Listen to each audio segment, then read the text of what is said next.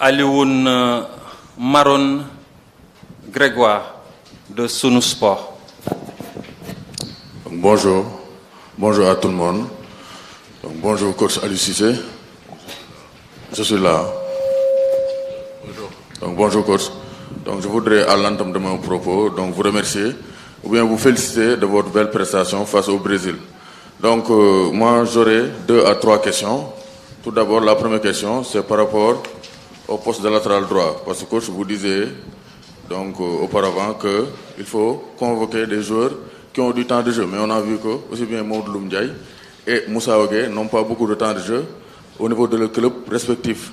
Donc alors que on a vu que Ibrahim Mbaye, qui est un joueur donc, qui est actuellement compétitif avec Bologne, pourquoi ne pas convoquer? Pourquoi avez-vous choisi de convoquer Moussa Wagué en lieu et place de Ibrahim Mbaye, qui a déjà réalisé 2 passes décisives avec Bologne?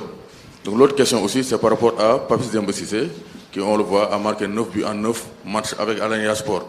Pourquoi ce choix de l'écarter alors qu'il est actuellement l'attaquant le plus performant en Europe au niveau des Sénégalais, donc de la diaspora ou bien de l'Europe? Donc merci beaucoup et j'attends vos réponses par rapport à ces 2 questions. Ok, merci coach.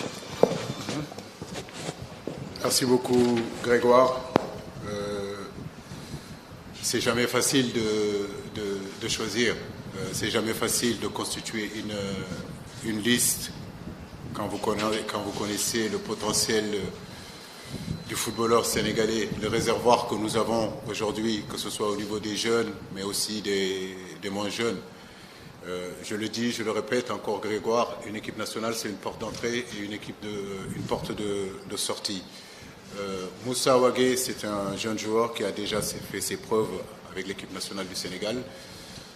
Je discute souvent avec lui, pas plus tard qu'au mois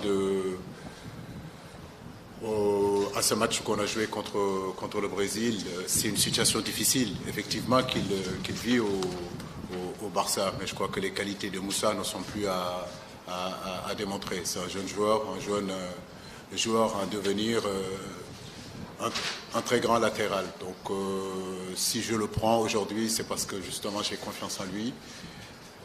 Maintenant, comme je dis, rien n'est encore fermé, mais c'est vrai, cette situation doit s'arrêter et il le sait. Il sait qu'il doit trouver du temps de jeu. C'est bien de jouer au Barça, d'être dans un club comme le Barça, mais si on ne compétit pas, ça devient compliqué. Mais il a encore ma confiance. Ibrahima, vous le connaissez aussi, j'ai fait partie, pour ne pas dire je suis l'entraîneur qu'il a amené en équipe nationale. Je connais les qualités de ce garçon-là, il a eu à venir plusieurs fois, il a eu à être titulaire aussi 1 ou 2 fois dans cette équipe nationale-là. Comme je dis, la porte ne lui est pas fermée. Maintenant, comme je dis, nous sommes concentrés surtout sur ces 2 matchs qui sont importants. Le groupe est intéressant, le groupe est plutôt équilibré. Je crois que tout le reste, il nous faudra continuer à travailler. Nous suivons tout le monde. Nous n'écartons personne, mais nous essayons en tout cas d'essayer de mettre en place un groupe équilibré, une liste équilibrée, chose qui n'est pas facile, mais je pense que nous sommes aussi dans une certaine continuité. Merci coach. Au suivant, c'est Aziz Diagne de FM Sénégal. Voilà, merci coach. Je m'associe aux félicitations de mon confrère sur la prestation de l'équipe lors du match contre le Brésil. Coach, ma première question, c'est lié en tout cas à l'état de la blessure de Ismaïla Sarr. On l'a appris dans la presse. Est-ce que Ismaïla sera opérationnel d'ici la date de regroupement? Ensuite, coach, le stade de Lat Dior, lors du dernier match que le Sénégal avait livré,